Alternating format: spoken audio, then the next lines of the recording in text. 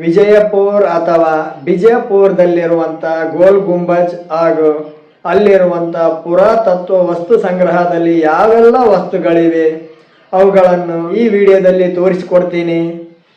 ಇದೇ ನೋಡಿ ಪುರಾತತ್ವ ವಸ್ತು ಸಂಗ್ರಹಾಲಯ. ಇದರಲ್ಲೇ ಪುರಾತತ್ವ ವಸ್ತುಗಳಿರುವುದು. ಒಳಗಡೆ ಹೋಗೋಣ ಬನ್ನಿ. ಇದೇ ನೋಡಿ ಬಿಜಾಪುರದಲ್ಲಿರುವಂಥ ಪುರಾತತ್ವ ವಸ್ತು ಸಂಗ್ರಹಾಲಯ. ಇದರ ಹಿಂದುಗಡೆನೇ ಗೋಲ ಗುಂಬಜ್ ಇದೆ. ಅಲ್ಲಿ ಕಾಣಬಹುದು, ಆ ಗುಂಬಜ್ ಕಾಣುತ್ತೆ ನೋಡಿ. ಇಲ್ಲಿ ನೋಡ್ಬೋದು ಇಂದಿನ ಕಾಲದಲ್ಲಿ ಮದ್ದುಗುಂಡುಗಳನ್ನು ಸಿಡಿಸುವಂತಹ ಫಿರಂಗಿಗಳನ್ನು ಕಟ್ಟಡದ ಮುಂದುಗಡೆನೇ ಇಟ್ಟಿದ್ದಾರೆ. ಇದರಲ್ಲಿ ಉಪಯೋಗಿಸುವಂಥ ಕಲ್ಲಿನ ಮದ್ದುಗುಂಡುಗಳನ್ನು ಸಹ ಈ ವಿಡಿಯೋದಲ್ಲಿ ನೋಡ್ಬೋದು. ಕಲ್ಲಿನಿಂದ ಮಾಡಿದಂಥ ಸರಪಳಿಯನ್ನು ಸಹ ನೀವು ನೋಡ್ಬೋದು. ಈ ಪುರಾತತ್ವ ವಸ್ತು ಸಂಗ್ರಹದಲ್ಲಿ ಮೀನನ್ನು ಹೋಲುವಂಥ ಕಲ್ಲಿನ ಚಿತ್ರಗಳಿವೆ. ಅಲಂಕಾರದಲ್ಲಿ ಮತ್ತು ಅಡಿಗೆ ಮನೆಯಲ್ಲಿ ಬಳಸುತ್ತಿದ್ದಂಥ ಪಿಂಗಾಣಿ ವಸ್ತುಗಳಿವೆ. ಇಲ್ಲಿ ಕೆಲವೊಂದಿಷ್ಟು ವಿಗ್ರಹಗಳಿವೆ. ಅವುಗಳನ್ನು ಸಹ ವಿಡಿಯೋದಲ್ಲಿ ನೀವು ನೋಡ್ಬೋದು.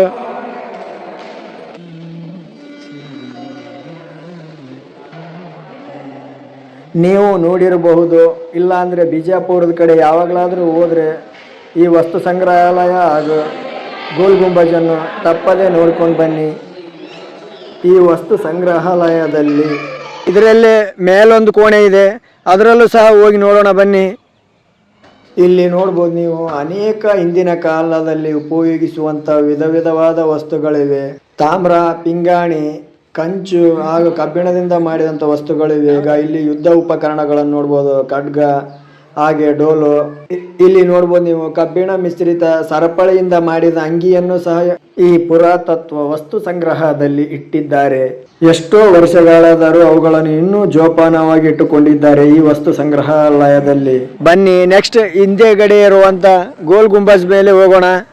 ಗೋಲ್ ಗುಂಬಜ್ ಒಳಗಡೆ ಹಾಗೂ ಮೇಲ್ಗಡೆ ಹೋಗೋಣ ಬನ್ನಿ.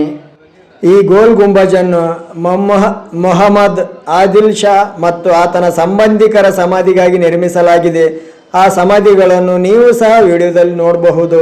ಈ ಗುಂಬಜ್ ದೊಡ್ಡ ಒಳಾಂಗಣ ಹೊಂದಿದ್ದು ಇದರ ಸಭಾಂಗಣವು ಸುಮಾರು 18,000 ಚದರಡಿ ವಿಸ್ತೀರ್ಣವನ್ನು ಹೊಂದಿದ್ದು, ಇದು ವಿಶ್ವದ ಅತ್ಯಂತ ದೊಡ್ಡ ಒಂದೇ ಕೋಣೆಯ ರಚನೆಯನ್ನು ಹೊಂದಿದಂತಾಗಿದೆ. ಈ ಕೋಣೆ ಈ ಗುಂಬಜ್ ಮೇಲೇರಿ ನೀವು ಒಮ್ಮೆ ಕೂಗಿದರೆ ನಿಮ್ಮ ಧ್ವನಿ ಎಷ್ಟೋ ಸಲ ಪ್ರತಿಧ್ವನಿಸುತ್ತದೆ. ಈ ವಿಡಿಯೋದಲ್ಲಿ ನೀವು ಸಹ ಕೇಳ್ಬೋದು. ನಾವು ಹೋದಾಗ ಕೂಗಾಡಿದ್ವಿ.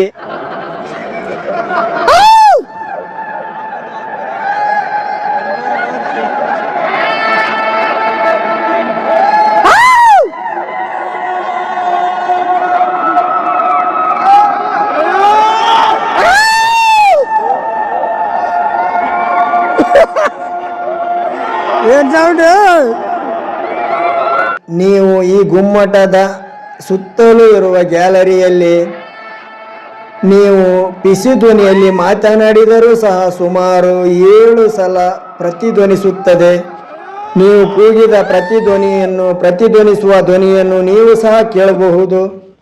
ಈ ಗೋಲ್ ಗುಂಬಜನ ಒಂದ್ಸಲ ಈ ಗುಮ್ಮಟ ನೋಡಿ ಎಷ್ಟೋ ದೊಡ್ಡದಿದೆ. ಇದರಲ್ಲೇ ನಾವು ಕೂಗಿದ ಧ್ವನಿ ಎಷ್ಟೋ ಸಲ ಪ್ರತಿಧ್ವನಿಸುತ್ತದೆ.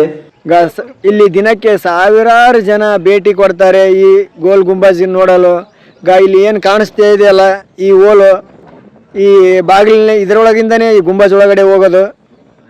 ಗೋಲ್ ಗುಂಬಜ್ ಮೇಲಿಂದ ಸುತ್ತಲಿನ ವಾತಾವರಣ ತುಂಬ ಚೆನ್ನಾಗಿ ಕಾಣಿಸುತ್ತೆ. ಆ ಹಸಿರು ಹುಲ್ಲು, ಗಿಡ ಮರಗಳು, ದೂರದಲ್ಲೇ ಕಾಣುವಂಥ ಬಿಲ್ಡಿಂಗ್ಗಳು. ಗೋಲ್ ಗುಂಬಜ್ ಮೇಲಿಂದ ನೋಡಿದಾಗ ಸುತ್ತಲಿನ ವಾತಾವರಣ ತುಂಬ ಚೆನ್ನಾಗಿ ಕಾಣಿಸುತ್ತದೆ.